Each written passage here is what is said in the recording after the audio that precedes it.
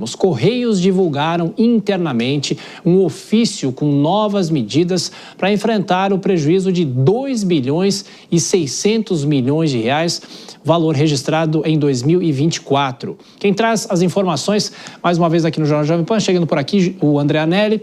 O objetivo dessa ação é reduzir os custos ainda nesse ano. André, será que a autarquia vai conseguir? Boa noite, bem-vindo e bom trabalho. Esse ano e também no ano que vem, viu, Tiago? Muito boa noite, bom trabalho a você, boa noite a todos aqui no Jornal Jovem Pan. De acordo com um ofício distribuído pelos próprios Correios, diversas medidas vão ser adotadas para contornar ou pelo menos diminuir o prejuízo da empresa pública que atingiu 2 bilhões e 600 milhões de reais no ano passado.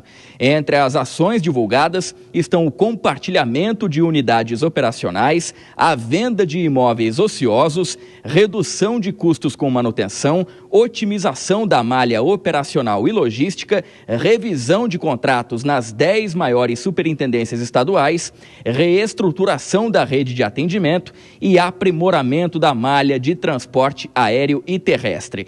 A gente relembra que ontem os Correios divulgaram um outro ofício em que pediam a colaboração dos funcionários para ajudar a reduzir os gastos. Entre as medidas propostas está o incentivo à redução de jornada de trabalho, consequentemente, a redução do salário dos trabalhadores. Na semana passada, os Correios alegaram que o novo resultado deficitário se deve ao fato de apenas 15% das agências serem lucrativas. A empresa pública afirmou que mantém as demais unidades no prejuízo, que representam 85% do total, porque elas garantem o acesso universal aos serviços postais em todos os mais de 5.600 municípios do país. Os Correios citaram ainda os impactos da chamada taxa das blusinhas, em que compras internacionais acima de $50 passaram a ter uma cobrança de 20% de imposto de importação e 17% de ICMS dos estados. Segundo a empresa, essas modificações na regulação dos produtos importados foram o fator principal para a queda de 1,7% na receita de vendas e serviços. Agora, caso esse plano de redução de gastos alcance os efeitos projetados, os Correios esperam economizar 1 bilhão e 500 milhões de reais em 2025, Tiago. Pois é, o desafio então dos Correios, André Anelli, daqui a pouquinho você vai voltar, e mais um giro com os nossos comentaristas, Nelson Kobayashi.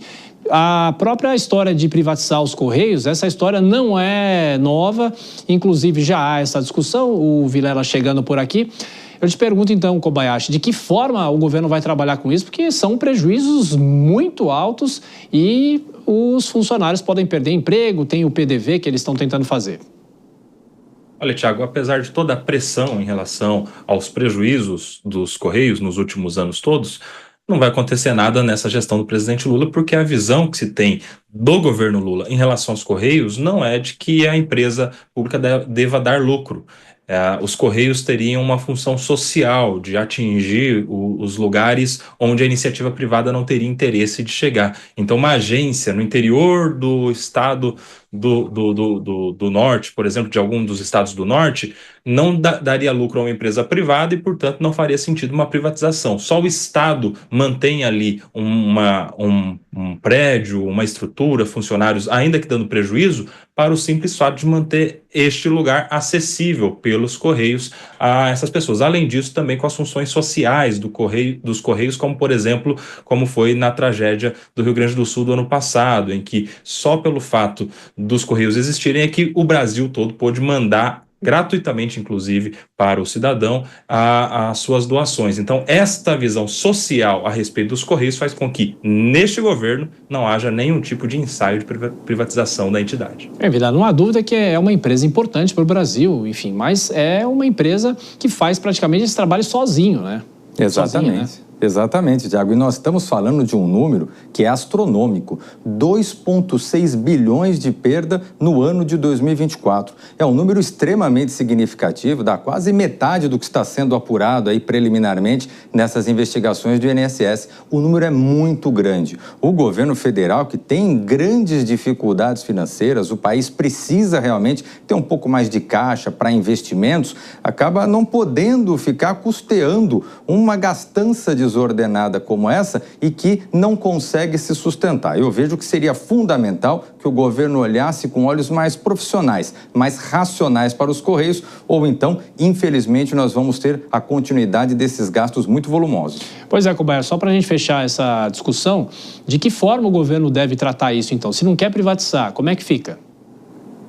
Pois é, essa já é uma medida que visa amenizar a chuva de críticas contra os Correios, né? Recentemente a gente teve uma onda de muitas críticas em relação justamente a esses números, a esses bilhões de prejuízo que a entidade tem dado nos últimos anos. Então, tem esta medida, tem também as outras coisas acontecendo que tiram o foco de alguma maneira também dos Correios, e assim o governo vai levando. Não vai haver nenhum tipo de mudança, até porque a pessoa escolhida para a presidência dos Correios é a pessoa da maior confiança do presidente Lula. Não é indicação de partido político, não é indicação nem do próprio partido, é uma indicação pessoal, até porque lá atrás o presidente teve problemas justamente no mensalão a partir de uma CPI dos Correios. Então ele vê os Correios como uma entidade estratégica de muita confiança. Não só os Correios, mas algumas outras também, como IBGE, dentre outras. Então o presidente Lula vai manter segurando a pressão e, vez ou outra, tendo alguma medida como esta aí para amenizar a chuva de críticas.